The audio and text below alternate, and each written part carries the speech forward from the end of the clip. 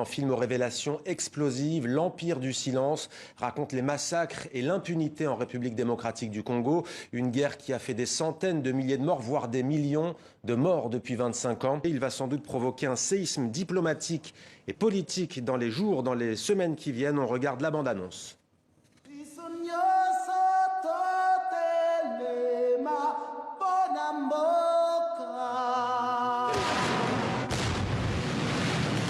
Le peuple congolais est massacré depuis plus de 2 décennies au vu et au su de la communauté internationale.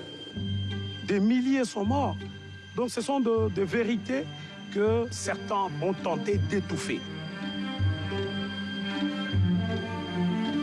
There's a very serious group of crime that I think. Thierry Michel, pourquoi l'Empire du silence ? Non, parce que ces vérités sont étouffées, parce qu'il y a une puissance internationale et parce que l'histoire n'a pas été vraiment écrite. Je pense avoir essayé avec ce film de retracer la chronique des 25 dernières années d'une histoire extrêmement tumultueuse. Quelles vérités sont étouffées ? Les vérités sur les massacres. Vous savez, les Nations Unies ont fait un rapport extraordinaire, qui est le fameux rapport Mapping dont parle régulièrement le docteur Mukwege qui a reçu le prix Nobel de la paix. Alors, les Nations Unies ont fait un rapport qui liste sur 10 ans 617 crimes qu'on peut classer crimes contre l'humanité, crimes de guerre, voire génocide. Mais ce rapport n'a pas eu de suite.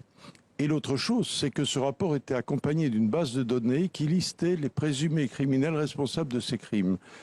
Cette liste est aujourd'hui toujours non officielle, toujours tabou, toujours oublié dans un tiroir des Nations Unies. Alors ce qui frappe Thierry Michel dans votre film, c'est que les groupes rebelles se sont livrés à des massacres, mais aussi les armées régulières, les forces gouvernementales, à la fois du Rwanda, pays présidé par Paul Kagame, mais aussi par les présidents de la République démocratique du Congo.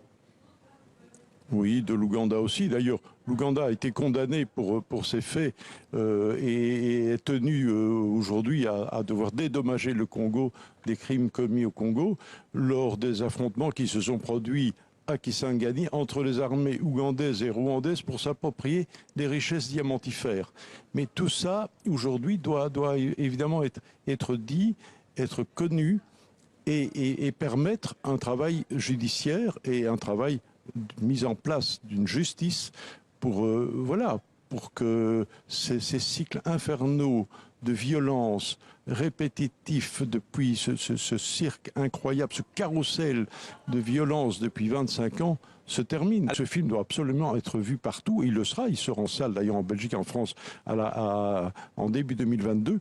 Il doit être présenté au Congo, malheureusement actuellement, le visa m'est refusé pour aller préparer cette sortie et cette tournée au Congo.